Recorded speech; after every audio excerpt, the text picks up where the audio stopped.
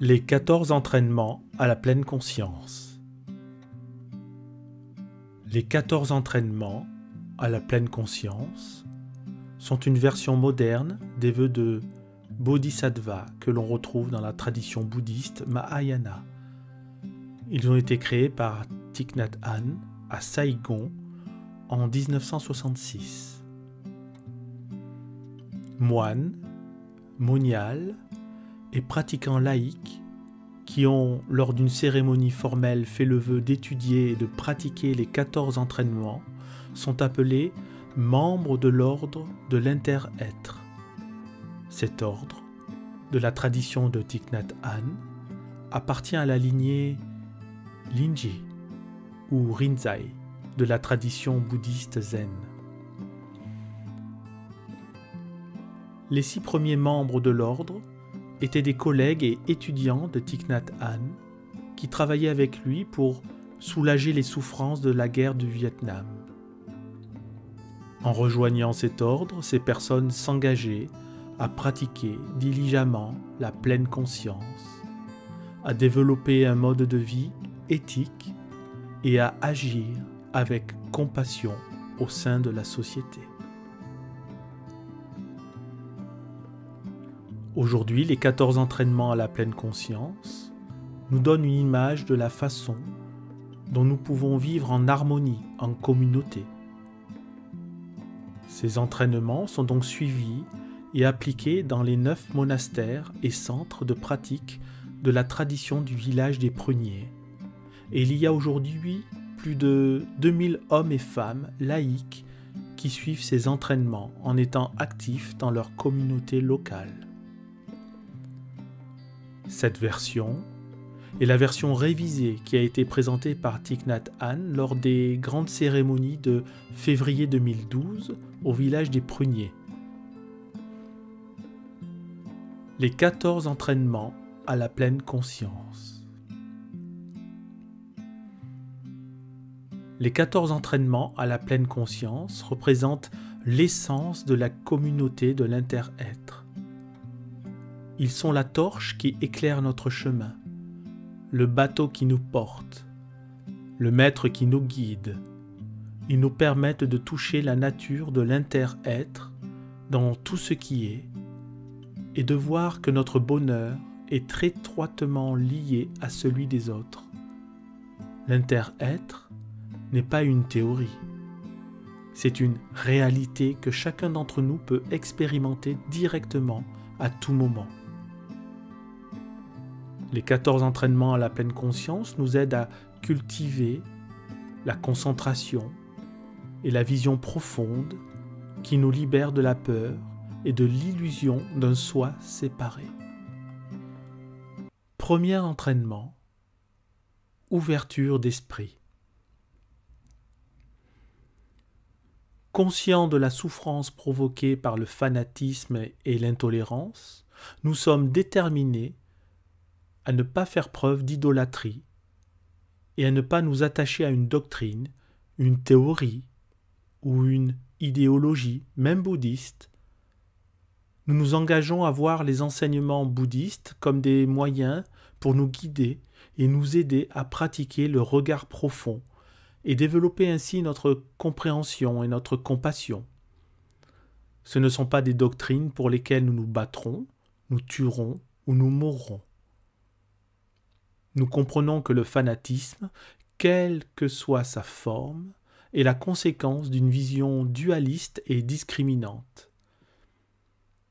Nous nous entraînerons à regarder toute chose avec ouverture d'esprit et avec la vision de l'inter-être pour transformer le dogmatisme et la violence en nous et dans ce monde. Deuxième entraînement, non-attachement aux vues. Conscient de la souffrance provoquée par l'attachement aux vues et aux perceptions erronées, nous sommes déterminés à éviter de faire preuve d'étroitesse d'esprit et de nous attacher aux vues actuelles. Nous nous engageons à apprendre à pratiquer le non-attachement aux vues en gardant l'esprit ouvert aux expériences et aux visions profondes des autres afin de bénéficier de la sagesse collective. La vision profonde se révèle par la pratique de l'écoute compatissante, du regard profond et du lâcher-prise des notions, plutôt que par l'accumulation des connaissances intellectuelles.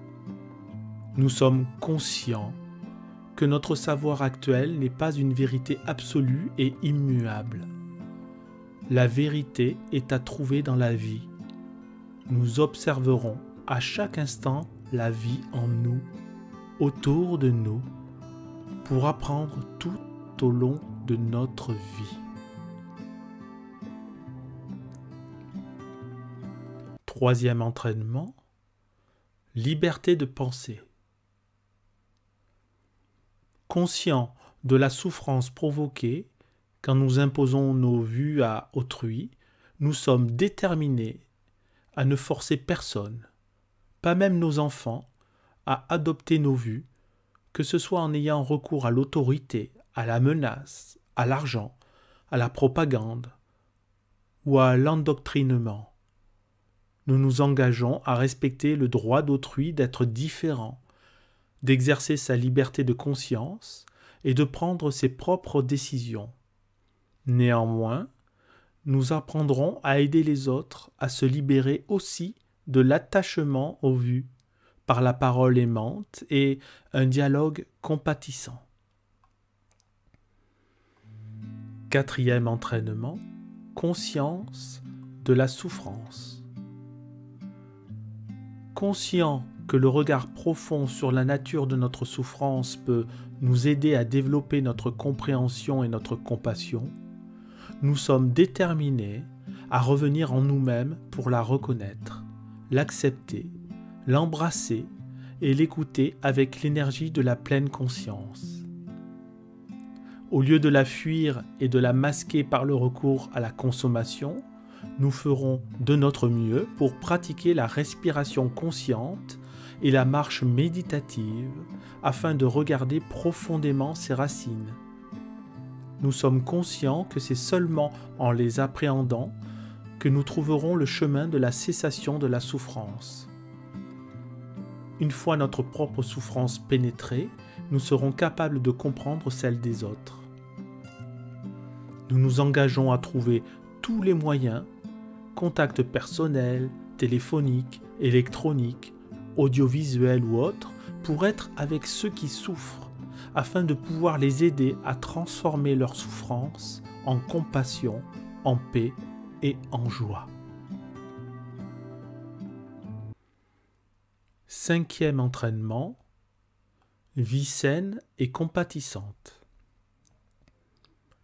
Conscient que le vrai bonheur est enraciné dans la paix, la solidité, la liberté et la compassion, nous sommes déterminés à ne pas amasser d'argent ni de biens, alors que des millions de gens meurent de faim, à ne pas vivre dans le seul but d'acquérir la célébrité, les profits, les richesses ou les plaisirs sensuels qui peuvent provoquer beaucoup de souffrance et de désespoir.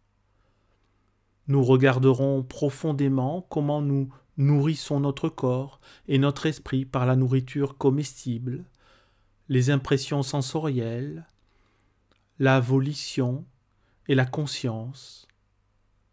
Nous nous engageons à nous abstenir de jeux de hasard, d'alcool, de drogue et de tout autre produit tel que certains sites internet, jeux électroniques, émissions de télévision, films, magazines, livres et conversations qui peuvent intoxiquer notre corps, notre conscience, ainsi que le corps et la conscience collectifs. Nous consommerons de manière à préserver la compassion, la paix, la joie, le bien-être dans notre corps, notre conscience et dans le corps et la conscience collective de notre famille, de notre société et de la terre. Sixième entraînement, prendre soin de la colère. Conscients que la colère bloque la communication et crée la souffrance, nous nous engageons à prendre soin de l'énergie de la colère quand elle surgit, à reconnaître et à transformer cette semence, ces semences qui sont profondément enfouies dans notre conscience. Quand la colère se manifeste, nous sommes déterminés à ne rien dire, à ne rien faire, mais à pratiquer la respiration consciente ou la marche méditative pour la reconnaître, l'embrasser et la regarder profondément. Nous sommes conscients que les racines de la colère ne sont pas extérieures à nous-mêmes, mais se trouvent dans nos perceptions erronées et dans le manque de compréhension de notre propre souffrance et celle de l'autre personne. En contemplant l'impermanence, nous pourrons nous regarder ainsi que la personne qui, selon nous, est à l'origine de notre colère, avec les yeux de la compassion, et alors reconnaître combien nos relations sont précieuses. Nous pratiquerons la diligence juste pour cultiver notre capacité de compréhension, d'amour, de joie et d'inclusivité. Ainsi, nous transformerons progressivement la colère, la violence, la peur en nous et nous aiderons les autres à faire de même. 7e entraînement, s'établir heureux dans le moment présent. Conscient que la vie n'est accessible que dans le moment présent, nous nous engageons à nous entraîner à vivre pleinement chaque instant de notre vie quotidienne. Nous essaierons de ne pas nous perdre dans la dispersion, de ne pas nous laisser emporter par les regrets du passé, les soucis du futur ou l'avidité, la colère et la jalousie du présent. Nous pratiquerons la respiration consciente pour être attentifs à ce qui se passe dans l'ici et le maintenant. Nous sommes déterminés à apprendre l'art de vivre en pleine conscience en touchant les éléments merveilleux, rafraîchissants et porteurs de guérison qui sont en nous et autour de nous, quelle que soit la situation. Ainsi, nous pourrons cultiver les semences de joie, de paix, d'amour et de compréhension en nous-mêmes, afin de faciliter le travail de transformation et de guérison dans notre conscience profonde. Nous sommes conscients que le bonheur dépend principalement de notre attitude mentale et non des conditions extérieures. Nous pouvons vivre heureux dans le moment présent, simplement en reconnaissant que nos conditions de bonheur sont déjà plus que suffisantes. 8e entraînement, communauté véritable et communication. Conscient que le manque de communication mène toujours à la division et à la souffrance, nous nous engageons à nous entraîner à la pratique de l'écoute compatissante et de la parole aimante. Sachant qu'une communauté véritable est fondée sur l'inclusivité et la pratique concrète de l'harmonie des vues, de la pensée et de la parole, nous pratiquerons à partager notre compréhension et nos expériences avec les membres de la communauté afin de parvenir à une vision profonde collective. Nous sommes déterminés à apprendre à écouter attentivement sans juger ni réagir et à ne rien dire qui puisse entraîner discorde ou rupture au sein de la communauté. À chaque difficulté, nous resterons avec notre sangha et pratiquerons le regard profond sur nous-mêmes et les autres pour en reconnaître toutes les causes et les conditions, y compris nos propres énergies d'habitude. Nous assumerons la part de responsabilité que nous avons probablement eue dans le conflit et garderons la communication ouverte. nous ne nous comporterons pas en victimes, mais ferons tout notre mieux pour trouver les moyens de nous réconcilier et de résoudre tous les conflits, aussi petits soient-ils. 9e entraînement, paroles sincères et aimantes. Conscient que les paroles peuvent être source de souffrance et de bonheur, nous nous engageons à apprendre à dire la vérité de manière aimante et constructive. Nous utiliserons seulement des paroles qui inspirent la joie, la confiance et l'espoir, autant que la réconciliation et la paix avec nous-mêmes et avec les autres.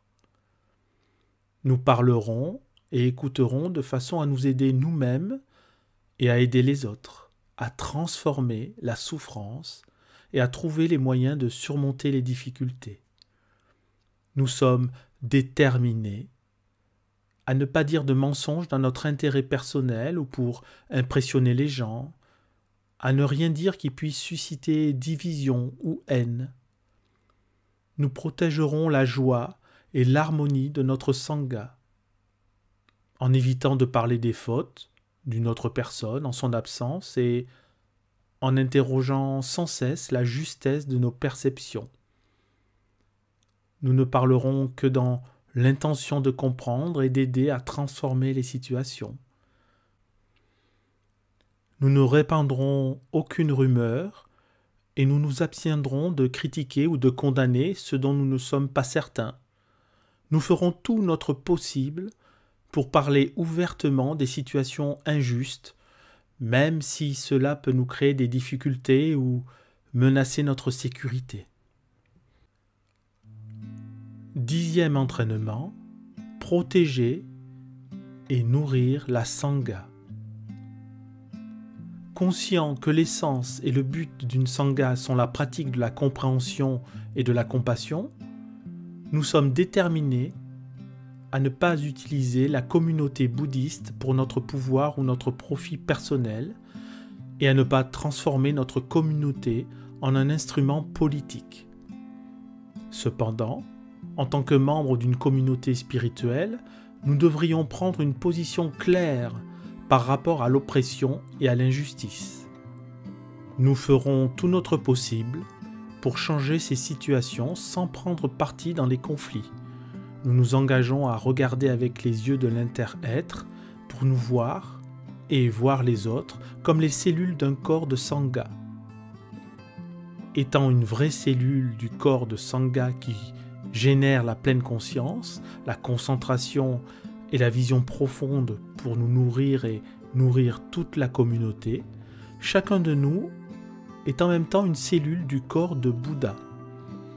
Nous cultiverons activement la fraternité, coulerons comme une rivière et pratiquerons à développer les 3 pouvoirs véritables, aimer, comprendre et trancher net les afflictions afin de réaliser l'éveil collectif. 11e entraînement, moyen d'existence juste. Conscient que notre environnement et notre société sont détériorés par la violence et les nombreuses injustices, nous nous engageons à ne pas utiliser de moyens d'existence nuisibles aux êtres vivants et à la nature. Nous ferons tout notre possible pour choisir des moyens d'existence qui contribuent au bien-être de toutes les espèces sur Terre et nous permettent de réaliser notre idéal de compréhension et de compassion. Conscient de la réalité mondiale de l'économie, de la politique et de la société, ainsi que de notre interrelation avec l'écosystème, nous sommes déterminés à nous comporter avec responsabilité en tant que consommateurs et citoyens. Nous n'investirons pas et ne commercerons pas avec les sociétés qui contribuent au tarissement des ressources naturelles, qui nuisent à la terre et privent les autres de leur chance de vie. 12e entraînement, respect de la vie. Conscient de la grande souffrance provoquée par la guerre et les conflits, nous sommes déterminés à cultiver la non-violence, la compassion et la vision profonde de l'inter-être dans notre vie quotidienne, à promouvoir l'éducation à la paix, la médiation en pleine conscience et la réconciliation dans les familles, les communautés, les groupes ethniques et religieux, les nations et le monde. Nous nous engageons à ne pas tuer et à ne pas laisser les autres tuer. Nous ne soutiendrons aucun acte meurtrier dans le monde, dans nos pensées ou dans notre façon de vivre. Nous pratiquerons continuellement le regard profond avec notre Sangha pour découvrir les meilleurs moyens de protéger la vie, d'empêcher la guerre et de bâtir la paix. 13e entraînement, générosité. Conscient de la souffrance provoquée par l'exploitation, l'injustice sociale, le vol et l'oppression, nous nous engageons à cultiver la générosité dans notre manière de penser, de parler et d'agir. Nous apprendrons à œuvrer pour le bien-être d'autrui, des animaux, des plantes et des minéraux. Nous pratiquerons la générosité en partageant notre temps, notre énergie et nos ressources matérielles avec ceux qui en ont besoin. Nous sommes déterminés à ne pas voler et à ne pas prendre possession de ce qui ne nous appartient pas. Nous respecterons les biens d'autrui et essaierons d'empêcher les autres de profiter de la souffrance des humains et de tous les êtres. 14e entraînement, comportement juste. Pour les membres laïcs, conscients que le désir sexuel n'est pas l'amour et que les relations sexuelles motivées par l'avidité ne peuvent pas dissiper les sentiments de solitude, mais qu'elles engendrent plus de souffrance, de frustration et de solitude, nous sommes déterminés à ne pas avoir de rapport sexuel sans compréhension et amour mutuel, sans engagement profond, durable et connu de nos proches. Sachant que le corps et l'esprit sont un, nous nous engageons à apprendre les moyens appropriés pour prendre soin de notre énergie sexuelle et à cultiver la bonté aimante, la compassion, la joie et la non-discrimination pour notre bonheur et pour celui des autres. Nous devons être conscients de la souffrance qui pourrait être provoquée dans le futur par des relations sexuelles. Nous savons que pour préserver notre bonheur et celui des autres, nous devons respecter nos droits et engagements ainsi que ceux d'autrui. Nous ferons tout notre possible pour protéger les enfants des abus sexuels et pour empêcher les couples et les familles de se briser à cause de comportements sexuels irresponsables. Nous traiterons notre corps avec compassion et respect. Nous sommes déterminés à regarder profondément les 4 sortes de nourriture, comestibles, sensorielles, volition et conscience, et à apprendre les moyens de préserver et de canaliser nos énergies vitales, sexe, respiration et esprit, pour réaliser notre idéal de bodhisattva. Avant de contribuer à l'apparition de nouvelles vies, nous serons pleinement conscients de notre responsabilité et nous méditerons sur leur futur environnement. Pour les membres monastiques, conscients que l'aspiration profonde d'un moine ou d'une moniale peut seulement se réaliser lorsqu'il ou elle abandonne complètement les liens charnels, nous nous engageons à pratiquer la chasteté et à aider les autres à adopter un comportement sexuel responsable. Nous savons que les sentiments de solitude et de souffrance ne peuvent se dissiper par un rapport sexuel, mais plutôt par la pratique de la bonté aimante, de la compassion, de la joie et de la non-discrimination. Nous sommes conscients qu'un rapport sexuel peut détruire notre vie monastique, nous empêcher de réaliser notre idéal de service des êtres vivants et nuire à la vie d'autrui. Nous apprendrons les moyens appropriés de prendre soin de notre énergie sexuelle. Nous sommes déterminés à ne pas opprimer notre corps, à ne pas le maltraiter ou le considérer comme un instrument, mais à nous occuper de lui avec compassion et respect. Nous sommes déterminés à regarder profondément les 4 aliments pour préserver et canaliser nos énergies vitales, sexe, respiration, esprit, afin de réaliser notre idéal de bodhisattva.